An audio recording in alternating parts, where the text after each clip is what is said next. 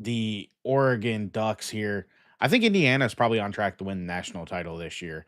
I've got to say, dude, it's insane just how good they were in this game.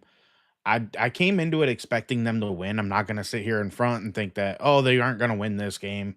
I'm a Florida Gator fan. I was kind of rooting for Ole Miss, but to be honest with you, I always thought in the back of my mind Indiana was clearly the best team in the country this year.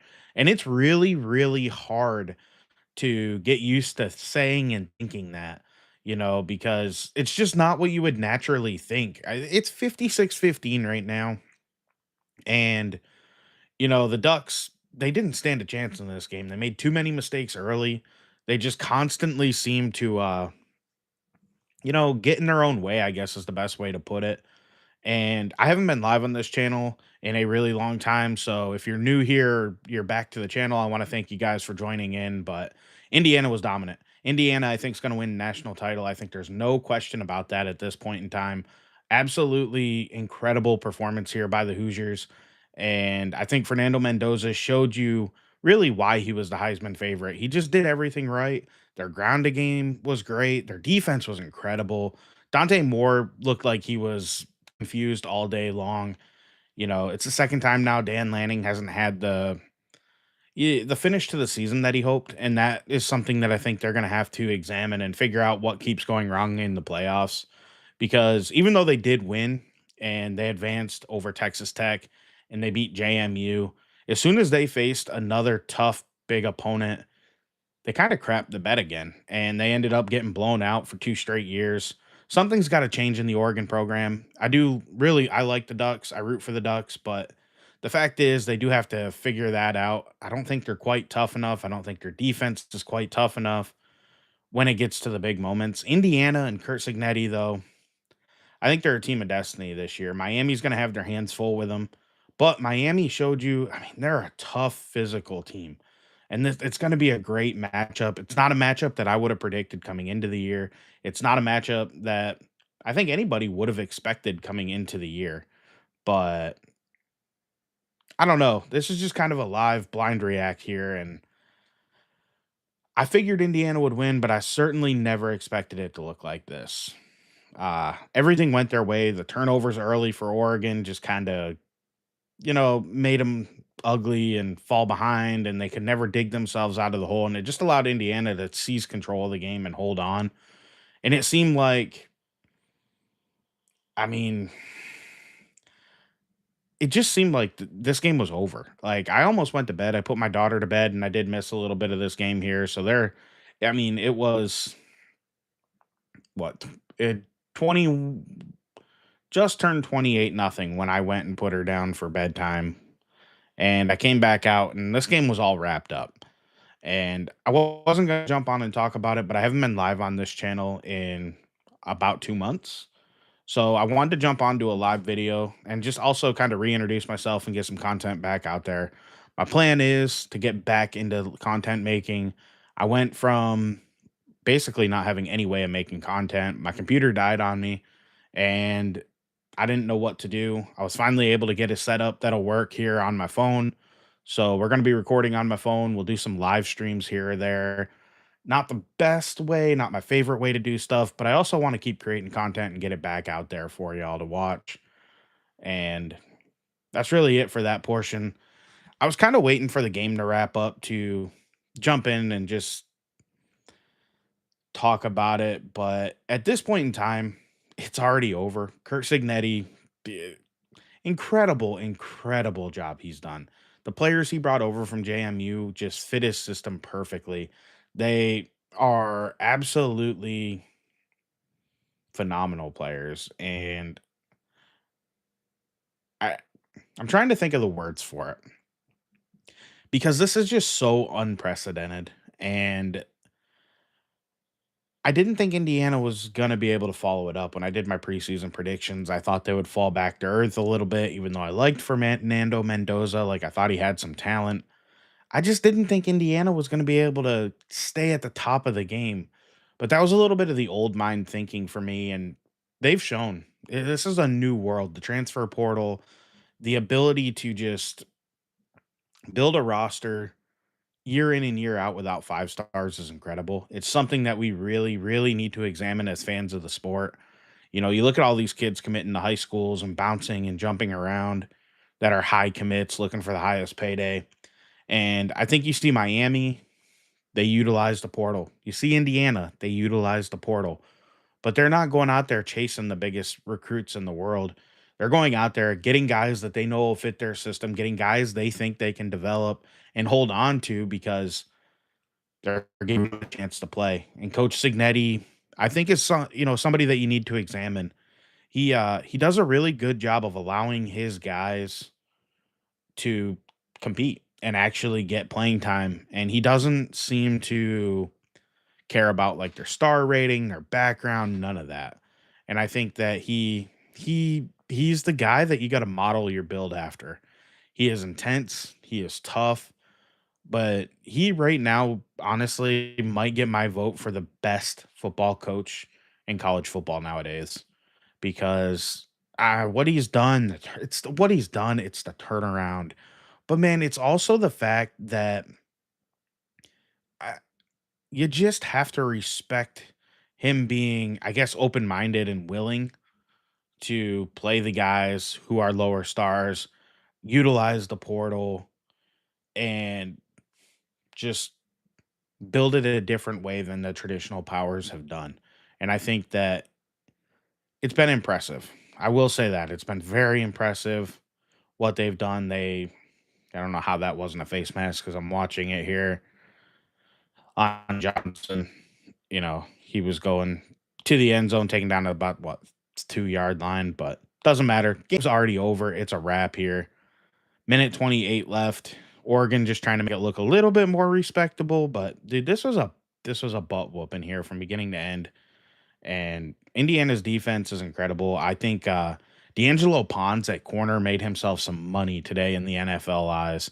Because, dude, I've liked him, but I really do worry about his size for the NFL draft.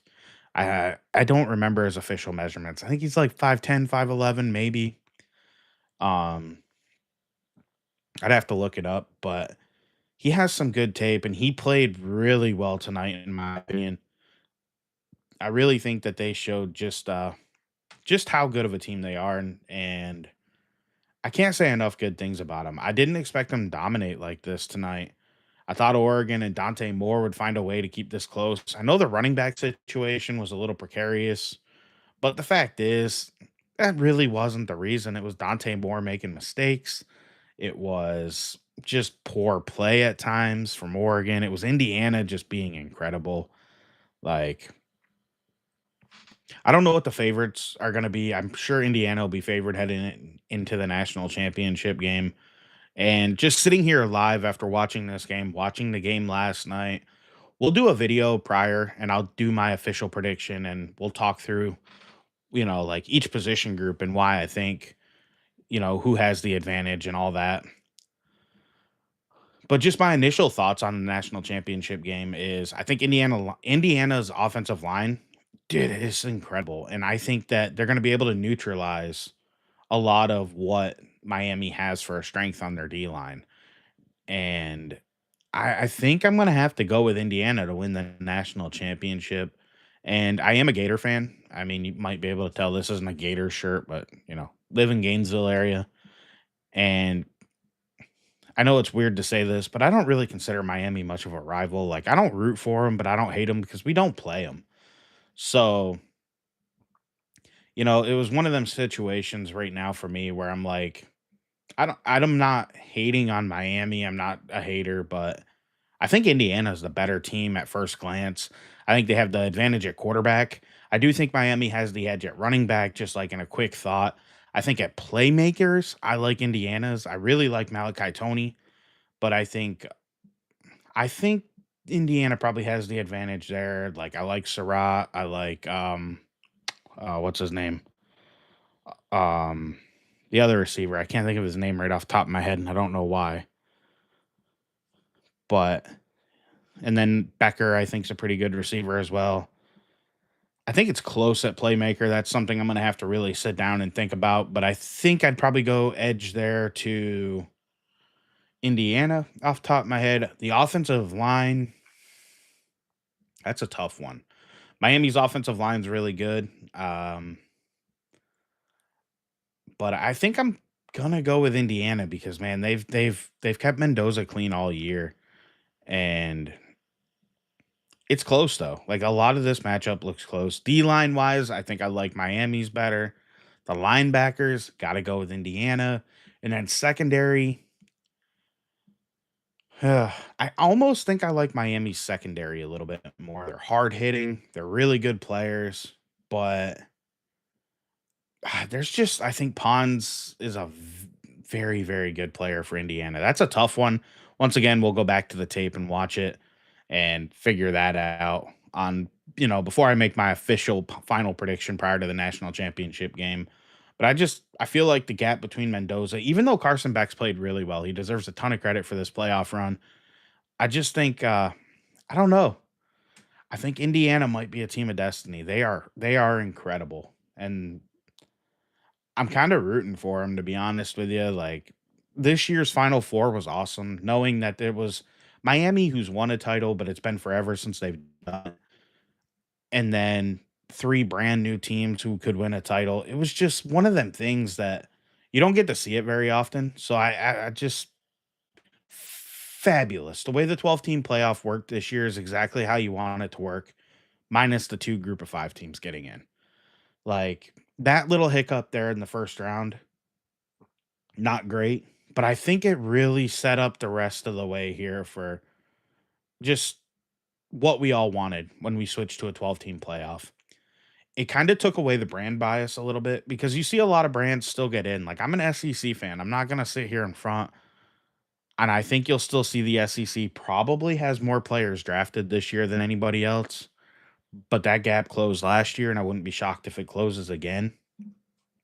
And you know, the conferences don't matter so much. You got to start looking at the teams that are actually out there because it's a different world nowadays. Like traditional powers and brand names don't matter. And like the 14 playoff was terrible about that.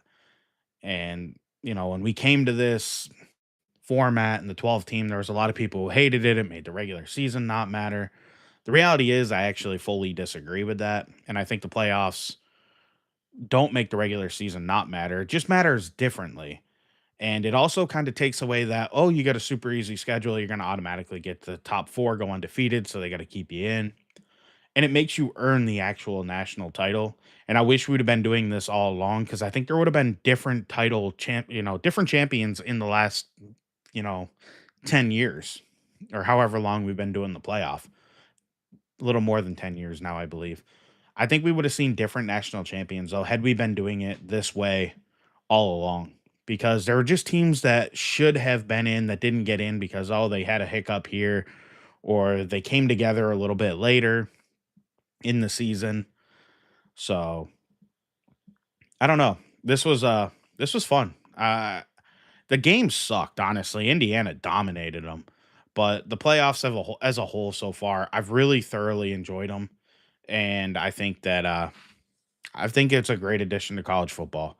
It needs to work on transfer portal mess, but I absolutely loved the way the whole playoffs played, and I can't wait to get to the national championship. My early prediction, like I said, I think Indiana will win, but we'll get into that more later as I'm back doing videos.